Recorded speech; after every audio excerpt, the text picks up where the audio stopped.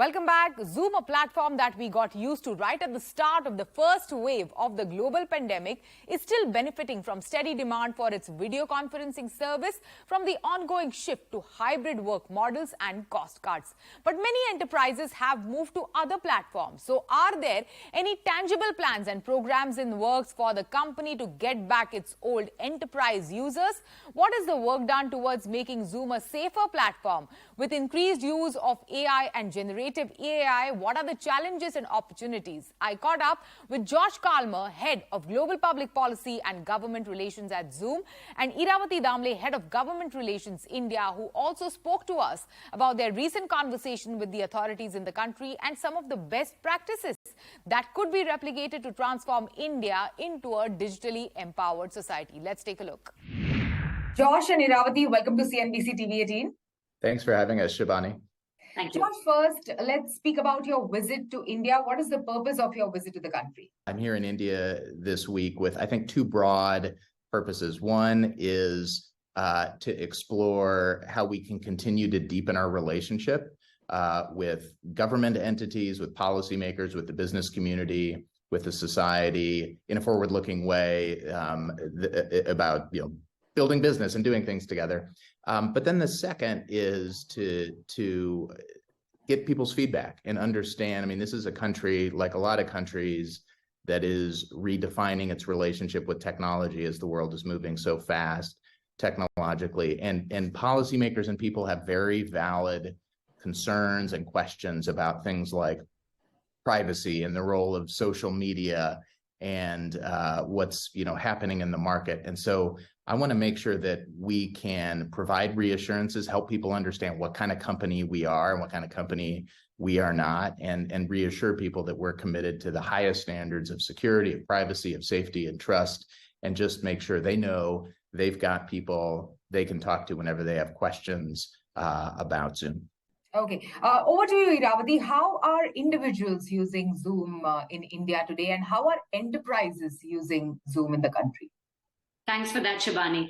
I think we've seen such a proliferation of use cases in the country over the last 3 years.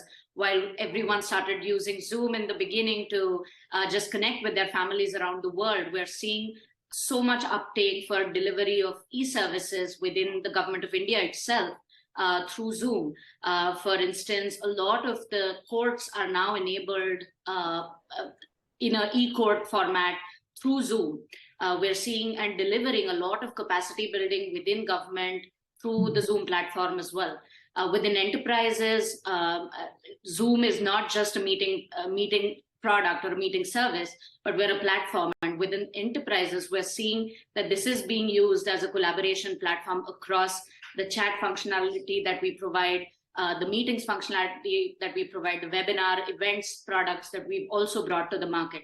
So we're seeing completely different but very new use cases that are coming up in India that are contributing both to the Digital India program of the government and allowing enterprises to be productive and efficient in their day-to-day lives. Okay. Over to you, Josh. Your thoughts on some of the best practices that can be integrated or, brought into the country for like a more digitally empowered, India, and for a more digitally empowered Indian consumer? One best practice is for policymakers and governments to ensure that how they think about the responsibilities of companies such as ours are appropriate for the service that we provide. We don't put content up, we don't broadcast things. So that's one. I think another is in the area of hybrid work, in the profound ways that the relationship between people and technology are changing with respect to their workdays, with respect to healthcare, with respect to education,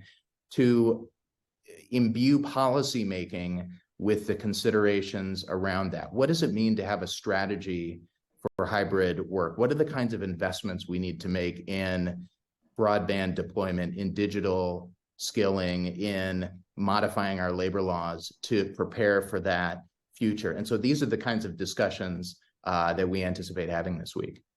Okay, Iravati, over to you. Zoom is benefiting steadily from, the push towards hybrid working models that many of the organizations are still following. Also, of course, there is concerns around cost and getting employees back into office. What is the way forward, and what are the best practices in the future that organizations can opt for when it comes to using this hybrid work model in the months to come or in the years to come? Absolutely. I'd love to share a little bit about a recent research that we've released on hybrid work and its uptake, especially its relevance for women. And I think the key findings that are coming out from that study is that hybrid work makes more sense for India apart from the rest of the world for a lot of unique reasons. A lot of women prefer hybrid work because it provides flexibility and it saves people commute times, which is it's a necessity in some of our cities.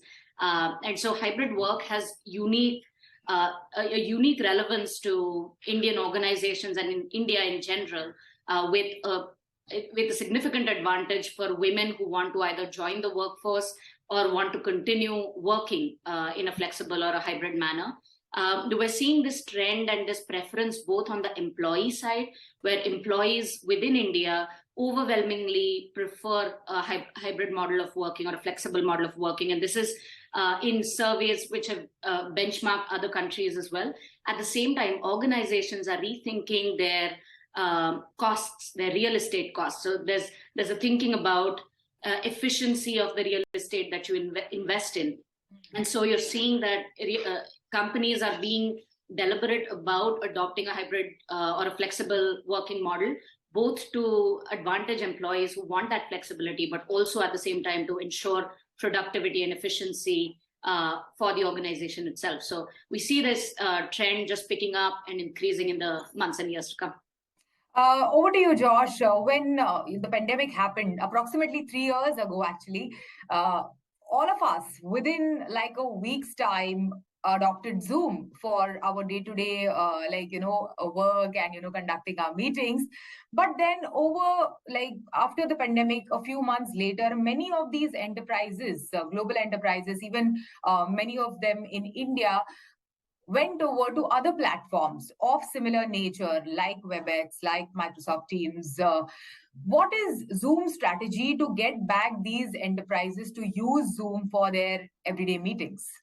Yeah, it's a great question. I mean, I would say there are two basic answers. The first is innovate, innovate, innovate. I mean, we win, we succeed, we do well based on the merits of our innovations. And I think, most people agree we have the best product out there. And so we know, number one is we just need to keep developing world-class technology.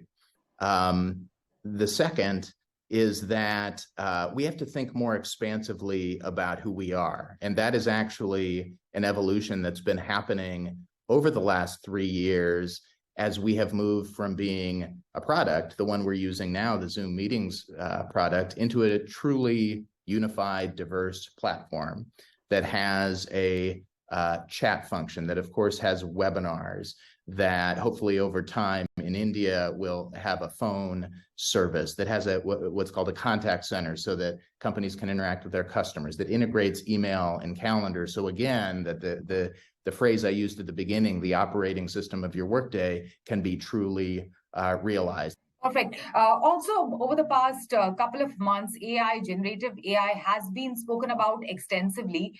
How are you integrating artificial intelligence into your products, and what are the challenges and opportunities there? Yeah, we are extremely excited about the opportunities that generative AI and other forms of AI create. We've begun incorporating it into elements of our products, like we have a virtual agent component to our contact center that works on the basis of AI to further improve and optimize customer interactions. We have a product called Zoom IQ for Sales that helps people interacting with their customers understand better how their customers are thinking about their products and services. And we are continuing to try to incorporate it into our product cycles. At the same time, I think it's important that companies understand the profound responsibility that they have to be responsible and to be ethical and to think about the implications of these technologies that we're only now coming into contact with. And so alongside our really exciting and fast product development, we are building the muscles for that responsibility. We're engaging with partners. I imagine many of our discussions this week will have to do with exactly that. What is the feedback that people and policymakers can give to Zoom about how we can be most thoughtful, most responsible as we kind of move quickly into this new future together? Well, all the best for that. Thank you so much. Thanks both of you for joining us today. Thank you, Shivani. It's a pleasure. Thank you. It is time for a short break. On the other side, we have Visa's Sujata V. Kumar speaking about their new campaign with Vicky Kaushal.